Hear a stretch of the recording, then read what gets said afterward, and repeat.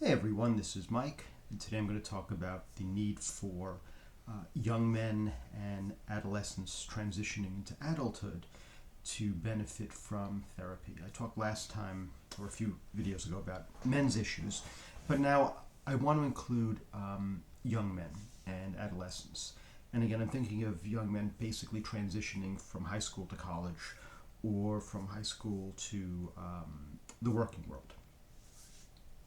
Now, this is a time that is very confusing for a lot of young men. It's very confusing for people in general, men, women, across the board. But a lot of times, again, young men, just like older men in general, therapy doesn't resonate. Young men are very action oriented, they're very active, they're problem solving, they're solution focused. They want to develop a sense of who they are, their values, their beliefs, their goals, their directions. And they can very often be deviated by the peer group or, the stereotypical existential, emo, I'm so misunderstood.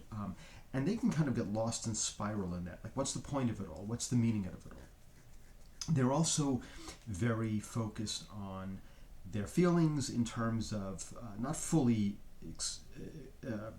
understood, but I don't feel like doing homework. Well, what does feeling have to do with it? You have to do the homework. Do the homework. I don't feel like, or I have a little bit of pain. I fell and I scraped my knee and I hurt myself. You can hurt yourself and still keep going. I mean, you want to check, make sure nothing's broken, you haven't strained anything, you want to clean the wound, make sure there's no infection about it. But again, there's this sense that because I'm hurt, everything stops.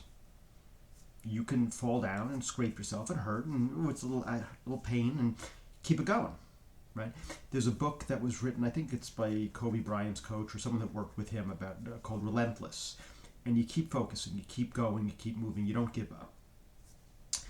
A lot of therapy is very self-indulgent, and especially for young men. They procrastinate. They don't have motivation. They give in to I don't feel like doing it. So, there's a lot of things.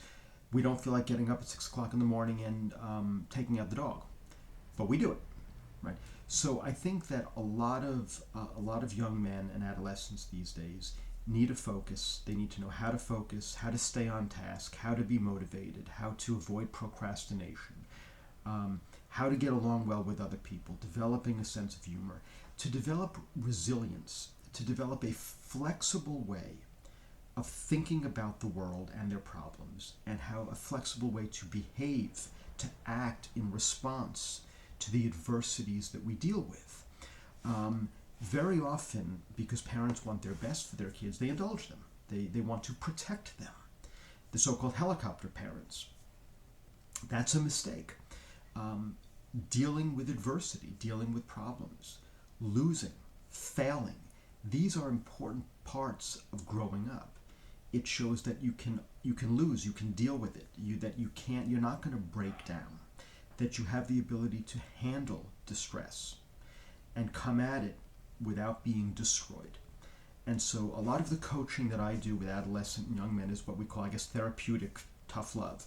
It's really coaching. It's more therapeutic coaching, following a cognitive behavioral and positive psychology model, more of a strengths-based, but also with solution focused, and some kind of meaning and purpose involved, because I think we all want some meaning and purpose. We all want to understand ourselves. But it's short-term, active-oriented, action-oriented, a lot more directive. And I think this is a lot of things that a lot of young men, maybe young people in general, are missing. And they're also not challenged. They don't challenge themselves. People are not thinking about things in a rational, objective, realistic way. They're protected. They believe that their view is going to be uncontrovertible. Everyone agrees with them, and that's just not the way life is. And we see this in videos after video on TikTok or YouTube, or comments on Twitter. They can't deal with the stress. They can't believe a 9-to-5 job, this is how life is. Of course, it doesn't have to be. People can be creative in their jobs, but to a large extent, yes. It also invokes, by the way, evolutionary psychology, that we live in a farmer world. A farmer is very structured. You get up early, you go to work. But what if some people are more geared toward a hunter-gatherer world? Maybe they're more of a night owl instead of a early riser, right? What if they have a little bit more kind of ADHD? They're kind of looking at different things instead of a very structured, right? They're not as hierarchical. Um, there may be a mismatch between some of the traits that we've inherited over tens of thousands of years with who we are today. Some people might be more of a city-urban folk. Some people might like smaller groups. That's okay. So seeing if there's a mismatch between who we are and where we're working, where we're living, these are areas that are important to explore for young people. And again, we don't have decades and decades or even years and years. Young people want to get to it. They want to get to their life. And a lot of this solution-focused, problem-solving way of looking at things is much more appealing to them. So I hope this has been helpful to see how young men are part of the men's issues, but these are young men or adolescent boys on the verge of manhood. And what does that mean? What does it mean to be a man in today's society? What does it mean to be a young man? How do you negotiate life? I think these are really important questions that a lot of people do not have answers to. Maybe they don't even have the questions formulated. But it's important that young people experience this, process this, understand this, and be clear. In a world that is confusing, at least be clear who they are and what their values, beliefs, hopes, dreams, goals are. And that is the purpose of working with young men and adolescent boys. I hope you found this helpful, and I look forward to speaking to you next time. Bye.